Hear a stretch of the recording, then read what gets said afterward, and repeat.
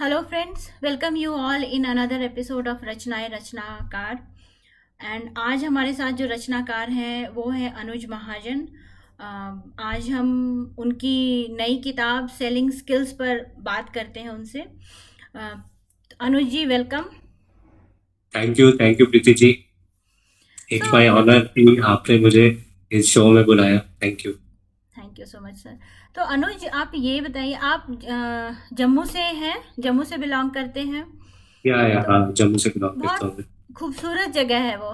तो वहाँ पे जी। रह के और वहाँ की जो खूबसूरती है उसको देखते हुए कविता या शायरी की जगह सेल्स पर किताब लिखने का ख्याल कैसे आया? क्या है मोटिवेशन आपका सेल्स पर बुक लिखने का? तो आपने बिल्कुल ठीक बोला। बीइंग अगर हम जम्मू कश्मीर की बात करते हैं ना, तो इसको सूफिया का शहर भी बोला जाता है। हम्म. तो बहुत सारे शायर जो है, फेमस पोइट्स जो है, यहाँ से निकले हैं। हम्म.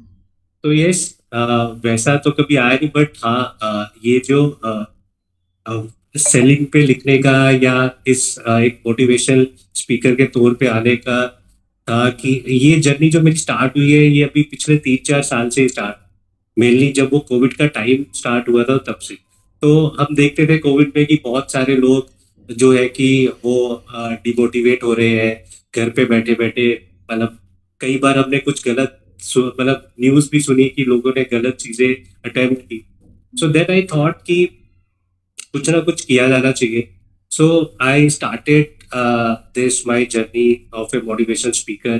तो कुछ कोट्स या कुछ जर्नल वीडियोस डालता था मैं सोशल मीडिया में। हाँ. Then suddenly few of my friends guided me कि यार you have a so such a vast experience of sales, so उसको क्यों नहीं तुम बताते हो, सो हम्म. डैट कि लोगों को या जो यंगस्टर है स्पेशली उनको थोड़ा सा मोटिवेशन मिले कि वो किस तरह से अपने जो सेलिंग स्किल्स को कैसे इम्प्रूव कर सकते हैं। So that I thought to write this book. So it's a very short hand book, क्योंकि पर्टिकुलरली व्हाट आई थिंक कि जो सेल्स वाले लोग होते हैं ना, उनका टेम्परामेंट बड़ा लो होता है। उनको वो ज्यादा देर तक एक जगह पे टिक नहीं सकते। सो उनको अच्छा. चाहिए कि जल्दी जल्दी बस वो आगे आगे बढ़े। सो उनमें ये भी होता है कि वो ज्यादा लंबी मोटी बुक्स भी नहीं पढ़ सकते। So hmm. I made it very crisp कि मैं जो भी यहाँ इस बुक पे लिखूं, एक तो वो अप टू मार्क हो और उनको वो इससे रिलेट कर सके, और इजी चीजें हो जिसको वो प्रैक्टिस कर सके डेली बेसिस पे। So this is why I have written this book. तो हमारे रीडर को फिर आप ये बताएंगे इसमें उनको क्या मिलेगा, इसमें इसका ओवरव्यू, या फिर ये सेल्स पर और बहुत सारी किताबें हैं तो इसमें उनको अलग क्या मिलेगा, उसको कैसे वो उसका लाभ उठा सकते हैं?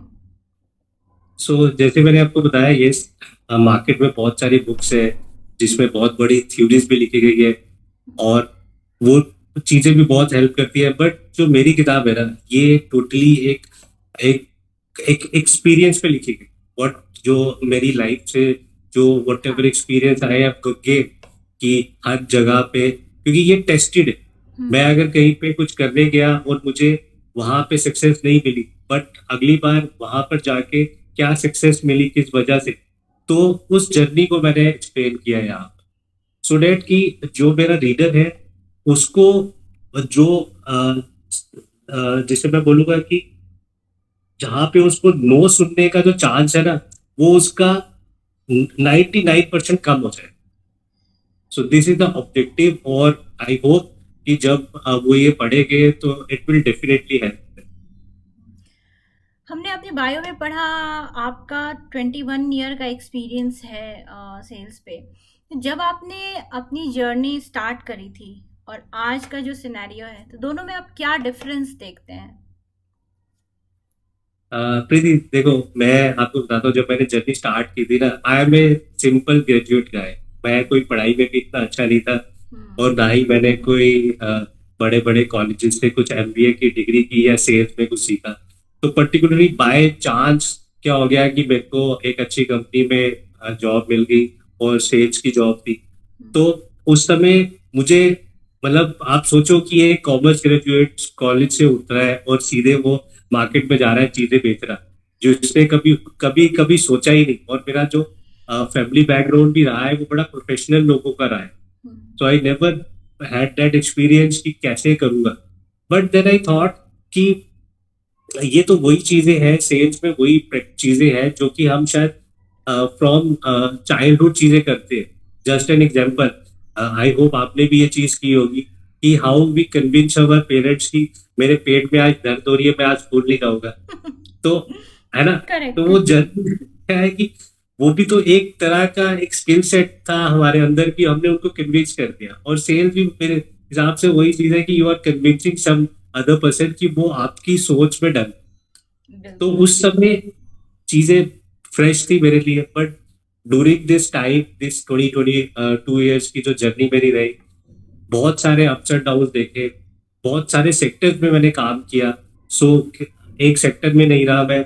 आई वर्क इन एफएमसीजी, मैं रिटेल में काम किया, मैंने से इंश्योरेंस में काम किया, बैंकिंग. सो बहुत सारे ये वर्टिकल्स में काम किया, बहुत सारे सेक्टर्स में काम किया. सो उन सब से जो एक्सपीरियंस गेन हुआ, सो this is now right now again. I am not saying कि मेरे को बहुत ज्यादा वो आ गया है. इट्स अगेन, हम वो कहते हैं ना कि every day we are learning something.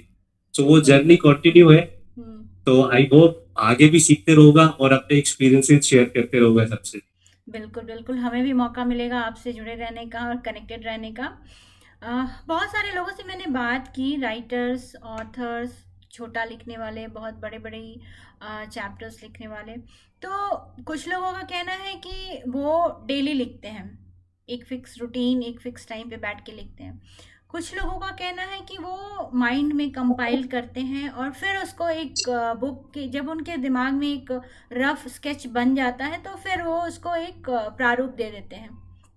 तो आपका स्टाइल क्या है? सो मेरा, क्योंकि being it's my new first book, so मेरे लिए तो ये था कि it is just my experience what I have written it. तो मेरा ये था कि जो एक्सपीरियंस मैं लाइफ में मैंने अभी तक सीख लिया है, तो वो मैं एक बुक की शेप में डालूं, एक राइटअप की शेप में डालूं. But yes, now being first book लिखने के बाद अब मुझे लग रहा है कि एवरीबडी शुड राइट समथिंग, क्योंकि बहुत जरूरी है कि हम अपने एक्सपीरियंसेस या अपनी चीजें शेयर करते रहे लोगों से, ताकि कभी ना कभी क्या चीज किसको हेल्प कर जाए वो पता है. तो आई नाउ जो फर्स्ट वाले लोग थे ना कि दे शुड कीप राइटिंग, तो मेरा अब उनकी तरफ ज्यादा वो जा रहा है. तो I believe that we should write whatever comes in our mind.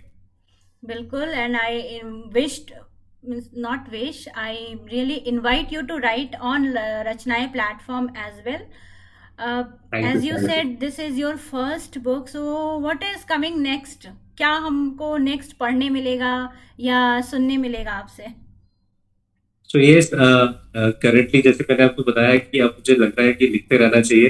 तो now I am writing something in self development पे.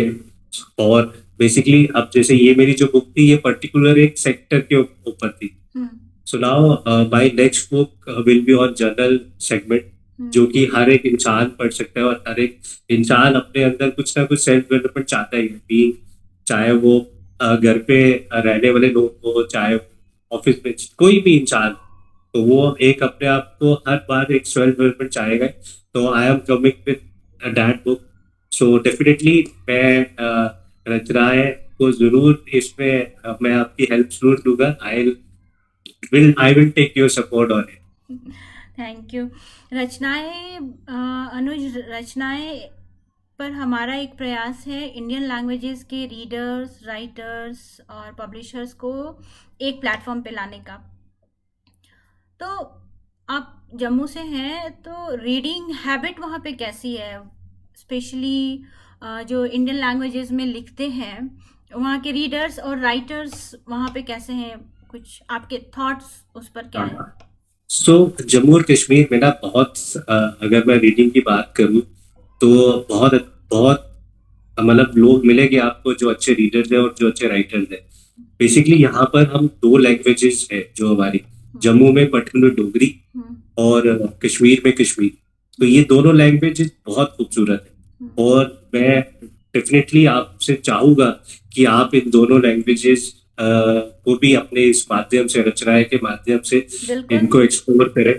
और आई ऑल्सो प्रमोट यू जो हमारे यहाँ पे जो डोगरी राइटर्स हैं और जो कश्मीरी राइटर्स हैं, सो डेट ये लैंग्वेज भी एक प्लेटफॉर्म पे, एक नेशनल प्लेटफॉर्म पे, एक ग्लोबल प्लेटफॉर्म पे आए।